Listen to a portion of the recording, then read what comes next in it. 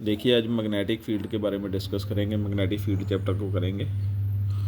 Magnetic field क्या होता है? Space around a magnet in which it's magnetic forces can be experience. Magnet के इर्द गिर्द वो स्पेस है जिसमें मैग्नेट की फोर्सेस एग्जिस्ट करेंगी, वो क्या हो जाएगा? Magnetic field. और करंट कैरिंग वायर के आसपास भी स्पेस होगी, वो भी मैग्नेटिक फील्ड होगा। क्यों? करंट वाली वायर जो है वो क्या मैग्नेट की तरह ही बिहेव करती है। फर्स्ट देखिए इसमें एक्सपेरिमेंट जो होगा, ओर्स्टेड एक्सपेरिमेंट वही बताएगा जो करंट वाली वायर है वो मैग्नेट की तरह बिहेव करती है। वो कैसे? देखिए जी, एक वायर है, इसके साथ एक की लगी हुई स्विच भी बोल सकते हैं, और ये बैटरी लगा रही है इसके साथ। अब जब इसका करंट ऑन होगा तो जो ऊपर रखी हुई मैग्नेटिक नीडल जो है इसके पैरेलल रखी हुई है, तो ये मूव कर जाएगी किस तरफ? वेस्ट की तरफ मूव कर जाएगी। इस तरफ वेस्ट है, इस तरफ ईस्ट है, नॉर्थ और साउथ है। जब इसमें से करंट जो है मूव करे, करंट हमेशा पॉजिटिव से नेगेटिव की तरफ मूव करता है। जब इसमें से करंट पास करेगा तो जो नीडल है इस तरफ मूव कर जाएगी, और जब करंट की डायरेक्शन चेंज करेंगे तो मैग्नेटिक नीडल जो है किस तरफ मूव करेगी? ईस्ट की तरफ मूव कर जाएगी। ये एक्सपेरिमेंट हमें क्या बता रहा है? जो करंट वाली वायर होती है वो मैग्नेटिक फील्ड प्रोड्यूस करती है, मैग्नेट की तरह बिहेव करती है, इसलिए ये मैग्नेटिक नीडल पर फोर्स अप्लाई कर रही है।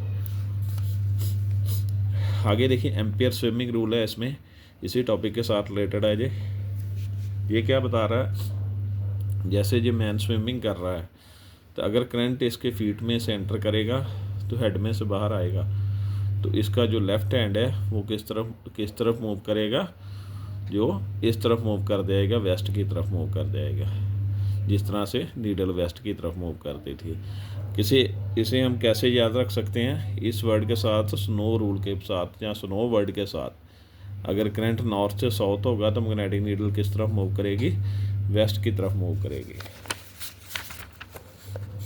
उसके बाद देखिए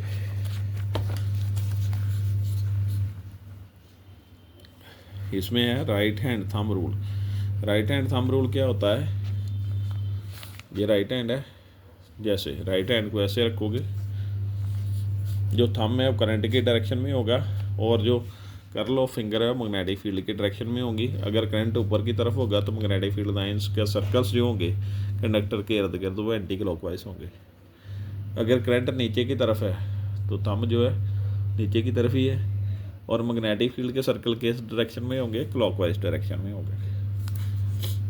इसी तरह मैक्सवेल कॉर्क स्क्रू रूल है, या राइट हैंडेड स्क्रू रूल बोल सकते हो। इसकी जो टिप है वो क्या बताएगी? करंट की डायरेक्शन बताएगी, और जो इसकी रोटेशन है, स्क्रू की रोटेशन है, वो क्या बताएगी? मैग्नेटिक फील्ड की। अगर ये इस तरह से होगा तो करंट ऊपर की तरफ होगा, मैग्नेटिक फील्ड जो होगा वो एंटी क्लॉक डायरेक्शन में होगा। अगर ये नीचे की तरफ होगा तो मैग्नेटिक फील्ड की डायरेक्शन दूसरी तरफ चेंज कर जाएगी, क्लॉकवाइज हो जाएगी। अब देखिए एक चार्ज पार्टिकल जब मूव करेगा मैग्नेटिक फील्ड में तो उस पर कितनी फोर्स जो है वो अप्लाई होगी। ये डायग्राम है इसका। इस तरफ मैग्नेटिक फील्ड है, मैंने इसे एक्स एक्सिस सेलेक्ट कर लिया, इसे वाई और इसे जेड।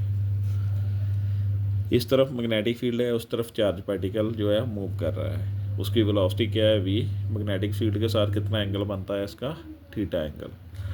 जब भी कोई लाइन एंगल पर होती है तो दो कंपोनेंट हो जाएंगे, वी कॉस थीटा और वी साइन थीटा। कॉस किस तरफ आएगा? जिस तरफ एंगल होगा, और साइन जो है दूसरी तरफ आ जाएगा परपेंडिकुलर डायरेक्शन में। जब चार्ज पार्टिकल मैग्नेटिक फील्ड में मूव करेगा तो उस पर फोर्स जो अप्लाई होगी वो डायरेक्टली प्रोपोर्शनल टू क्या होगी? चार्ज के।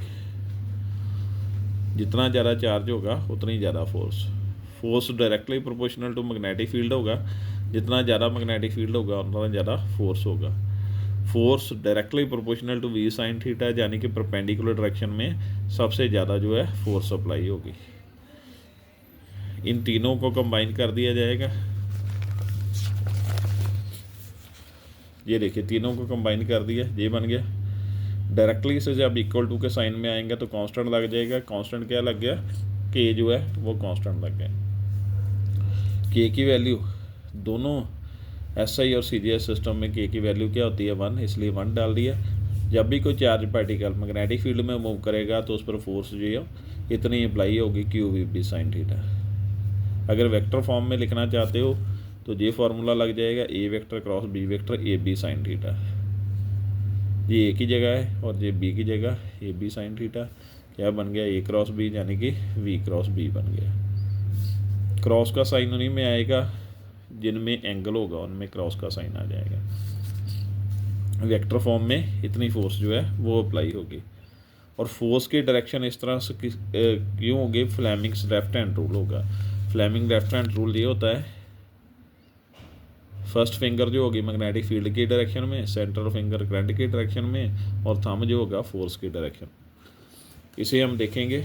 ये देखिए, ये जो मैग्नेटिक फील्ड है वो किस तरफ है, फर्स्ट फिंगर की डायरेक्शन की तरफ, इस तरफ, और वेलोसिटी की डायरेक्शन इस तरफ हो गई, या करंट की भी हो सकती है, वेलोसिटी ऑफ चार्ज, और फोर्स जो है वो ऊपर की तरफ आ जाएगी इस रूल के अकॉर्डिंग। अब इसके स्पेशल केसेस देखिए। अगर चार्ज पार्टिकल मैग्नेटिक फील्ड में रेस्ट में होगा तो वेलोसिटी जीरो होगी। वेलोसिटी जीरो होगी तो उस पर इस रिलेशन के अकॉर्डिंगली फोर्स भी जीरो होगी। जहाँ पर वेलोसिटी की वैल्यू जीरो पुट करोगे तो फोर्स की वैल्यू भी जीरो आ जाएगी। उसके बाद देखिए, अगर एंगल की वैल्यू जीरो होगी और 180, जीरो का मतलब चार्ज पार्टिकल जो पैरेलल डायरेक्शन में मूव करेगा मैग्नेटिक फील्ड की, 180 होगा तो ऑपोजिट डायरेक्शन में मूव करेगा। दोनों ही केसेस में साइन थीटा की वैल्यू क्या होती है, जीरो। साइन जीरो भी जीरो होता है और साइन 180 की वैल्यू भी क्या होती है, जीरो।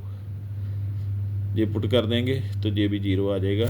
इसी में पुट कर दिया, साइन थीटा की वैल्यू जीरो तो फोर्स जीरो होगी। अगर चार्ज पार्टिकल पैरेलल मूव करेगा मैग्नेटिक फील्ड में, या एंटी पैरेलल मूव करेगा तो फोर्स की वैल्यू क्या हो जाएगी, जीरो।